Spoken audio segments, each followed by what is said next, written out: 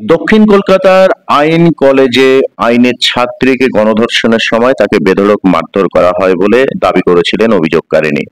তার শারীরিক পরীক্ষাতেও সেই অত্যাচারের প্রমাণ মিলেছে বলে পুলিশ সূত্রে খবর পাওয়া গিয়েছিল।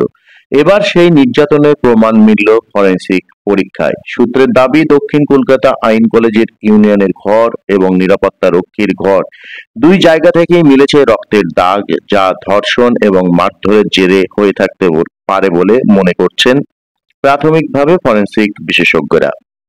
নিরাপত্তা রক্ষীর ঘরে পাতা চাদরেও ছোপ ছোপ দাগ মিলেছে, তা বীর্যের দাগ কিনা ফরেনসিক পরীক্ষার পর বোঝা যাবে।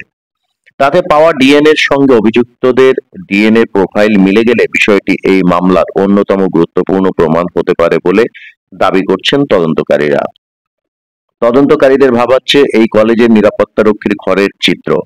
সূত্রের দাবি, তদন্তকারীরা গিয়ে দেখছেন সেখানে বিস্কুটের কার্টুন দিয়ে অস্থায়ী বিছানা তৈরি করে রাখা, তার উপরে পাতা ছিল ঘি রঙের চাদর, তাতে নীল কালিতে government of West Bengal hospital supply লেখা ছাপানো। সেই অস্থায়ী বিছানা রাখা ছিল বালিশ। যদিও ধৃত নিরাপত্তারক্ষী দাবি করছেন ওই ঘরে তাদের শোয়া তো দূরের কথা, প্রবেশের অনুমতিই ছিল না। তাহলে এই অস্থায়ী বিছানা কার জন্য? লালবাজারে তৈরি বিশেষ তদন্তকারী দলের অর্থাৎ সিটের এক অফিসার বলেন, সপ্তাহান্তে ঘুরিয়ে ফিরিয়ে এমন কয়েকটি রঙের চাদর সরকারি হাসপাতালের জরুরি বিভাগের আইসিইউ এ ব্যবহার করা হয়। সেটা কলেজের নিরাপত্তারক্ষীর ঘরে কি করে পৌঁছালো? দেখা হচ্ছে ওই চাদরেই একাধিক নমুনা মিলেছে। ফরেনসিক পরীক্ষার জন্য সবকিছু পাঠানো হয়েছে। আর একটি সূত্রের দাবি, নিরাপত্তারক্ষীর ঘরের পাশাপাশি কলেজের ইউনিয়ন ঘরে শৌচালয়ের কাছেও রক্তের ছোপ পেয়েছেন ফরেনসিক নমুনা সংগ্রহকারীরা। তরুণী অভিযোগপত্রে দাবি করেছিলেন, নিরাপত্তারক্ষীর ঘরে নিয়ে যাওয়ার আগে ইউনিয়নের ঘরে প্রথমে তাকে নির্যাতন করা হয়। এই রক্তের দাগ কি সেই ঘটনার সত্যতার দিকে ইঙ্গিত করছে? ঘটনা পরম্পরা সম্পর্কে নিশ্চিত হতে পুলিশ ওই রাতে কলেজের সিসি ক্যামেরার ফুটেজ দেখে ইতিমধ্যে 16 জনকে চিহ্নিত করেছে। তাদের মধ্যে 5 জনকে মঙ্গলবার ডেকে জিজ্ঞাসাবাদ করেছে পুলিশ। ডাকা হয়েছিল ওই কলেজের উপাধ্যক্ষ নয়না চট্টোপাধ্যায়কেও। ধৃত মনোজিৎ মিশ্র, জাইব আহমেদ এবং প্রমিত মুখোপাধ্যায়ের কল ডিটেলস রেকর্ড সিডিআর খতিয়ে দেখা শুরু করেছে পুলিশ। তাতেই দেখা গিয়েছে, ঘটনার পরদিন অর্থাৎ গত বৃহস্পতিবার সকালে মনোজিৎ শুধু দক্ষিণ কলকাতায় নয়, ফোন করেছিলেন নয়নাকে। কয়েক মিনিট কথা হয় তাদের। পুলিশ জানতে চাইছে মনোজিৎ সেই সময় তাকে কি বলেছিল। অপরাধ কি সে কবুল করেছিল?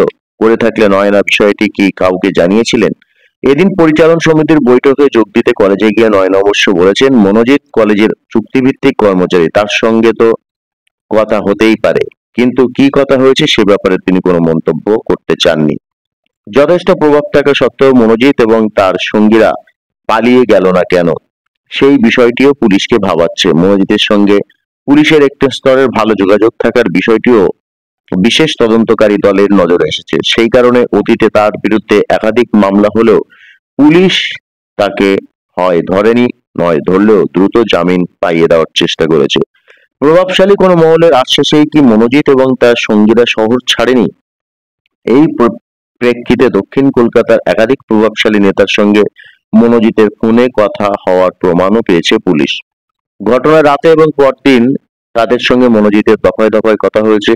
সেখানে কি বিষয়ে কথোপকথন হয়েছে জানতে চাইছে পুলিশ। যদিও এ ব্যাপারে কলকাতা পুলিশের কমিশনার মনোজ বর্মা এদিন বলেন, বেশ কিছু নতুন তথ্য আমাদের হাতে এসেছে, দ্রুত এফআইআর করা হয়েছে।